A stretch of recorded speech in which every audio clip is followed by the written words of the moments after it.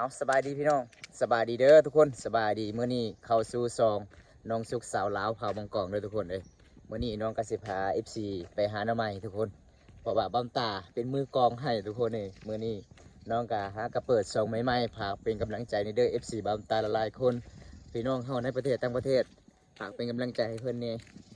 นี่สบายดีสิเนี่ย สบายดีไปหาหน้าไม้บ่ แมนโอ้ไปหาผู้เดียวเนาะแมนพี่น้องปกติน้องเคยได้บ่ไปหาหน้าไม้บ่เคยได้อยู่โอ้เอา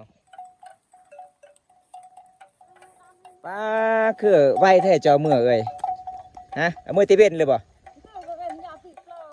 โอ้บ่สบายคือสิเงาๆมื้อนี้น่ะเป็นจังได๋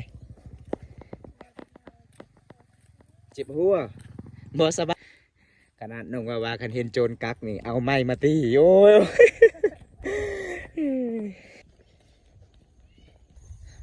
เบิ่งหมู่บ้านผู้พี่น้องหมู่บ้านนี่ติดกับตีนภูเขาเลยเห็นบ่ธรรมชาติสุดยอดลายเลยหมู่บ้านทรงสาวสุขทุกคนส่วนเจ้าบ่นี่บ่ส่วนไผอ้ายต่อยเจ้าเคยต่อยหรือต่อยตอกฮะเคยต่อยหรือว่าเคยตอกเอามา3-4 หน่อเลยเด้อทุกคนเบิ่งเด้ออายมึงตาเก็บน้ำไม้ม่านได้คอยเลยเจ้าก็ม่านบ่มัน อยู่เจ้าบอมตาได้3 หน่อสาวสุกกับม่านเด้อทุกคนเลย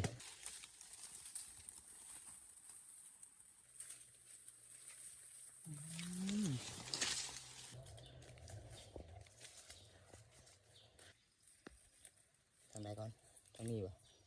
ไปได้บ่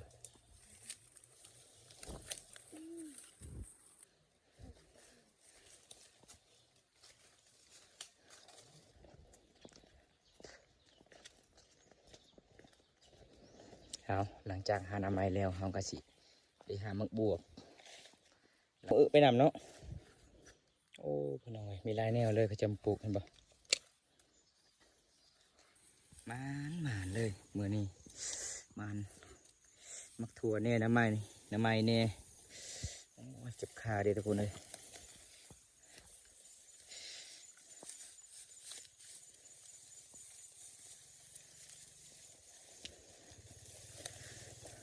มันนี่สิเต็มแล้วเด้อทุกคนเลย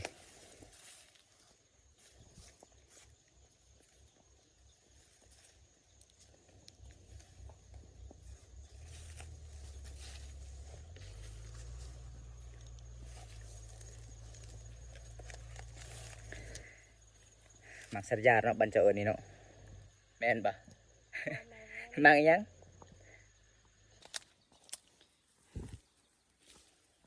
เขาให้ซอสุกงามเลยทุกคนคนก็งามเขาก็งาม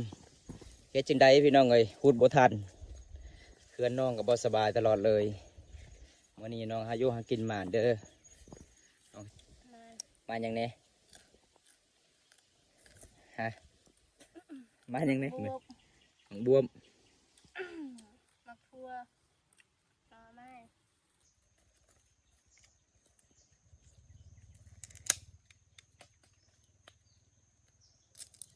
นี่ได้ผ่าคือบ่เอาผ่านะเอาเส้นทางกลับบ้านทุกคนนี่โอ้ลำบากลาเลยทุกคนเลยหมู่บ้านนี่ป่าอุดมสมบูรณ์ในธรรมศาสตร์เลยทุกคนเลยเราสิกลับบ้านละ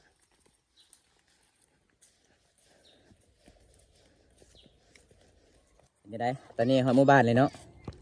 มีแหงในนึงเนาะ ปกติน้องกันยางตลอดเลยทุกคนเลยนี่หมู่บ้านของน้องเห็นปะเขาแนมมาแต่เส้นทางมันก็จะเป็นเห็นแต่สังกะสีขาวทุกคนเลยนี่ฮอดเฮือทอดซานแล้วเขากะหาหน่อไม้หาอยู่หากิน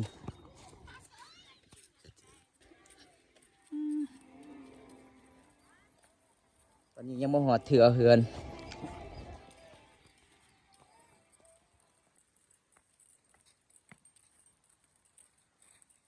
อันนี้เฮือนน้องทุกคนเลยเห็นบ่เฮือนน้องเวลาขึ้นนี่ต้องมีรหัสได้ ฮอดเฮือนฮอดศาลเลยเด้อทุกคน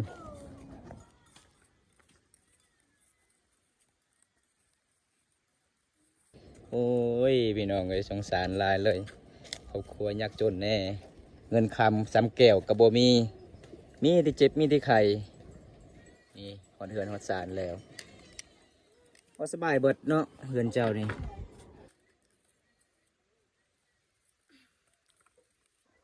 เบิ่งทุกคนเฮือนน้องเห็นบ่